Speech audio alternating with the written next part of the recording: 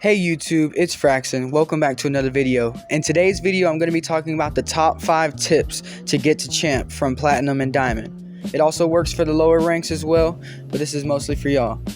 Now, you might be wondering, why does my opinion matter? I've been in champ for over 5 years now, and I was in an esports team called Kinetics Esports, so I know what it takes to get champ and stay in champ. Also, I wanted to add a little disclaimer before we get into the video. Everybody learns differently. There is more than just one way to learn these tips and tricks in this video. So just because one way doesn't work for you, don't be discouraged.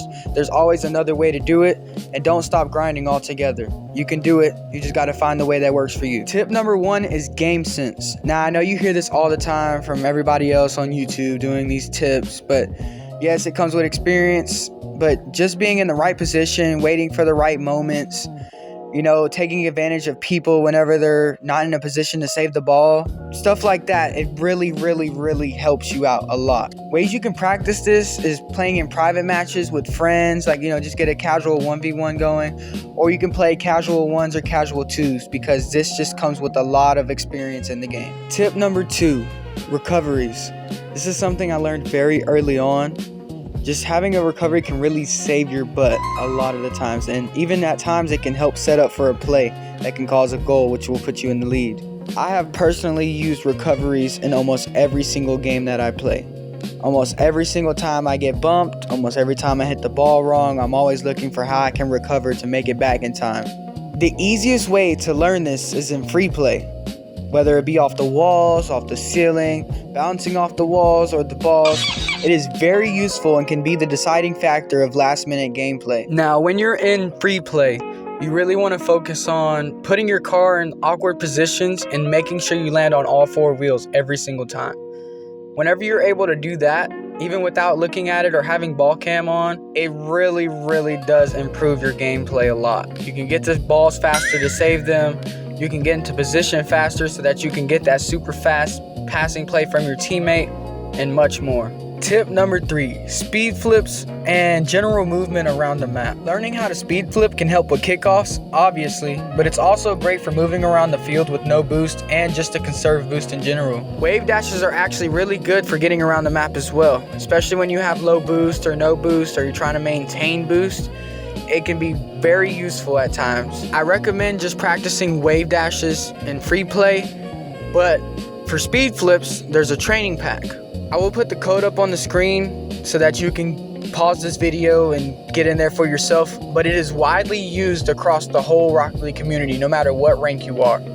And if you can get this down consistently, you are 110% ready to use it in a real game. We don't talk about how I couldn't do a speed flip in the clip. I just gave up. It was 1 a.m. I didn't really feel like staying up much longer trying to get this down. But they are very useful, don't get me wrong. Now moving on to tip number 4, aerial car control. Of course, free play is great for console. Unfortunately, I don't have a PC, but I would very much recommend like a rings map of some sort. But I severely underestimated how important aerial car control can be in-game. And I just thought that if I could air dribble from the wall and the ground that I was good. Well, I was completely wrong. This is necessary for adjusting plays mid-play or mid-air, or adjusting on the fly or improvising, whatever you would like to say.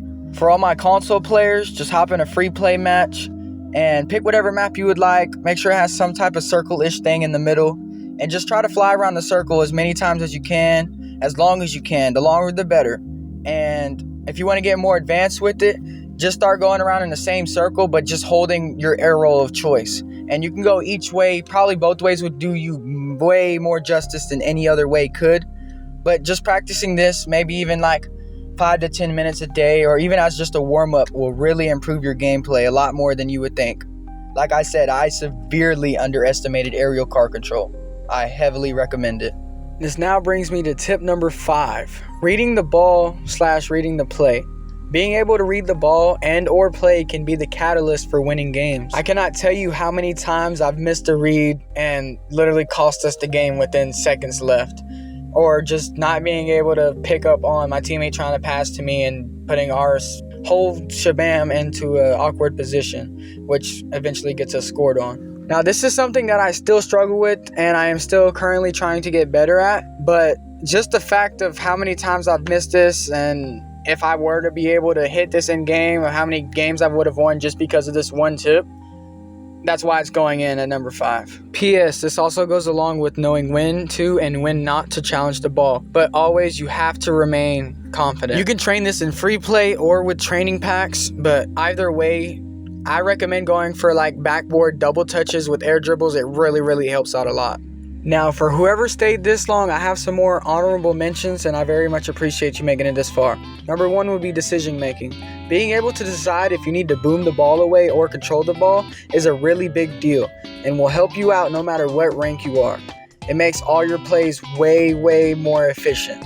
The second honorable mention would be teamwork. Of course, this doesn't just mean to pass, but it also means to be on the lookout for your teammates. If your teammate is in the midfield, instead of going for like a doomsday dish or some sort of thing, go for a backboard pass. Backboard passing is used a lot in the higher ranks. If you get to, like, say, Champ 1 or Champ 2, it's like even Grand Champ, Super High Grand Champ, even SSL, they still use backboard passing. It is very underrated. Now, honorable mention number 3, consistency. This is something I still struggle with to this day. And I feel that if I would work on my fundamentals more and really just stick to training or doing warm-ups before I start, I would easily be like mid-champ 3 to low GC 1. Very easily. But as you see, I'm not doing that, and I probably should start doing that. So hopefully I get there soon and make a road to GC video or sometime soon. But with all that aside, whoever stayed this long at the end of the video, thank you for watching so much. It really means the world to me. Also, shout out again to those guys who recommended that I make this video, or that kind of asked for it in a sense. And also shout out to Walker as well.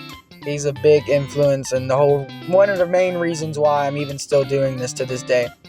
But as always, thank you guys for watching. If you enjoyed or able to use any of these tips in the video, make sure to hit that subscribe button and comment down below which one was your favorite one, or which one are you actually going to be able to use.